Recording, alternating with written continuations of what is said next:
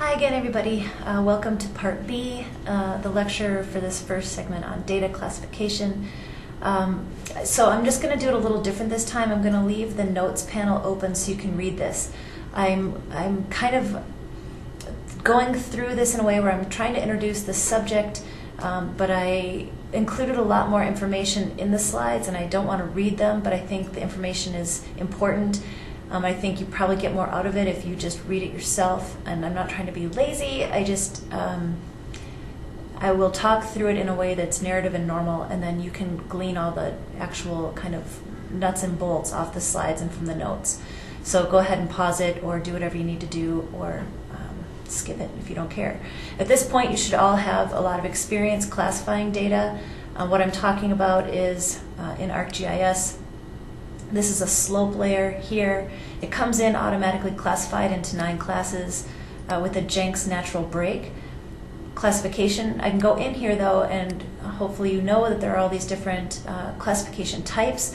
They all vary and should be chosen based on your data and the message that you're trying to convey. When you have a nice normal distribution, geometric interval is sometimes a good one. Standard deviation is sometimes a good one. It's maintaining 9 classes, but know that you can change that. I'm just going to move this off to the side and hit apply. But here we're talking about a pretty steep canyon in the Wasatch Front. That first one was very green, and now you're telling a very different story. We're used to seeing green as kind of flat or low slope areas, red is high slope. And you can see here that the way they've classified is we start getting into the reds around 25 degrees slope, and the most severe one is at 50. So that's pretty reasonable. If we go to a classification like equal interval or defined interval, defined we can put in the slope value that we want. So let's say we want it to be just a solid 10 degrees. You can see that it's classifying it down there. It broke it down to 7 classes because that's the full range that we have is 0 to 70. And if I hit apply, it's a completely different story. So our legend is going to look beautiful. We have nice consistent classes, but we'd have very few cells that are up in this high range. Again, our highest, where we start tipping from green to orange, we're starting to say that our most severe slopes, that's how I read these colors, start in around 40%, which is pretty high. So maybe you want to break this down, depend on what's walkable. And so maybe your greens are just 0 to 15 degrees, and then you've got yellows that span that big chunk. So maybe you want to do something that's more manual, and you certainly can do that by just dragging these. Let's say we want to go, you can't switch that. There's some kind of a glitch here. Let's say we just want 5 classes, and then we can drag these to where we want them to be. And then we'll make these guys really extreme. Not very clean here, so we could end up just retyping those. Now that we have a ballpark of what we want to do.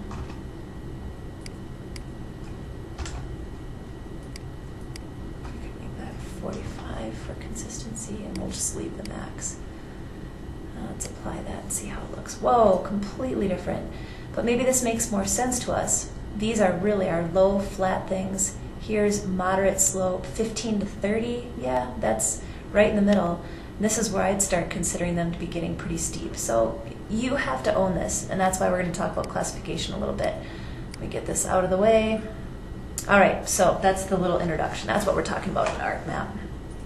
All right, so data classification, the way that you divide your values. It greatly impacts the story that you're telling and how, I think, honest you're being with your data.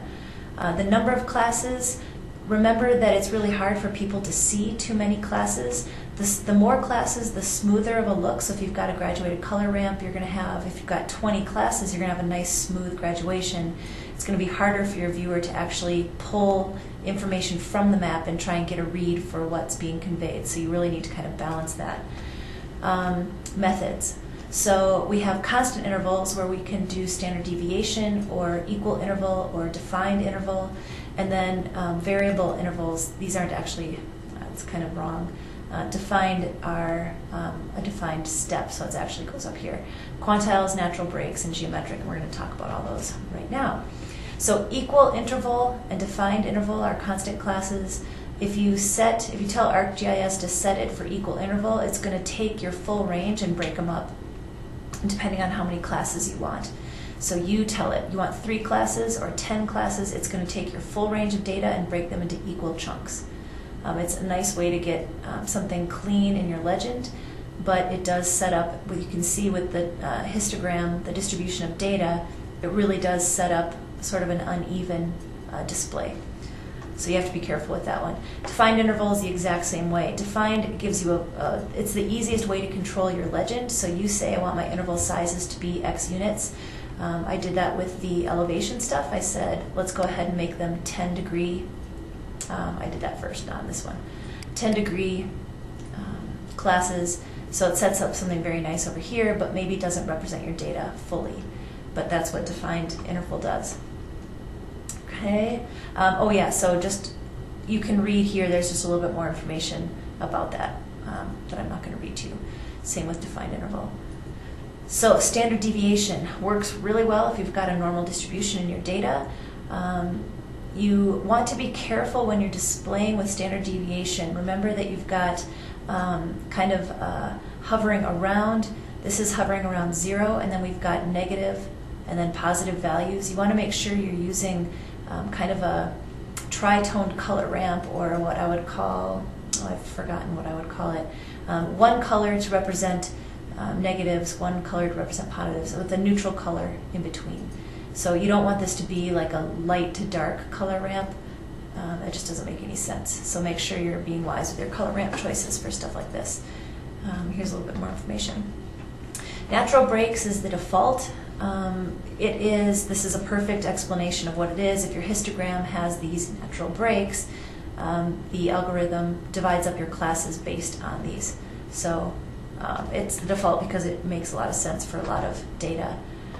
When you have a normal distribution like this, though, it still works. It's looking for the tails, the middle chunk, and it tends to break it out that way, so it does a pretty good job. Here's some more information on that. Okay, Quantile. This is where each class is going to have the same number of hits. So whether it's counties or people or whatever your values are that you're trying to map, it breaks it down so that you have the same number of entities in each class. I think this is a really cool one. I don't use it often enough, but gives you some examples of where you'd use quantile classifications. Geometric interval is an algorithm that was designed to kind of be a hybrid between a lot of them. Let's see, between equal interval, natural breaks, and quantile, which is quite a difference. Oh, look what I did. It's cut off. Bummer. Here, I'm going to raise it up so you can read all those notes just for a second, because this is an important one. But again, it's a computer algorithm that kind of combines them. It creates balance between highlighting changes in the middle values and the extreme values, producing a result that's visually appealing and cartographically comprehensive. So, pause that if you want to read it. I'm going to refocus here and move on. So here is the exact same data displayed 4 different ways with 4 different classification types. And you can see here that they use that same kind of yellow to red color ramp, except for standard deviation, where you want to make sure that you're preserving your neutrals. Natural breaks, remember, it's where the data is in its histogram breaking naturally. Equal interval, so here they did a pretty lousy job of defining a nice equal interval, but they just broke it up into 5 classes.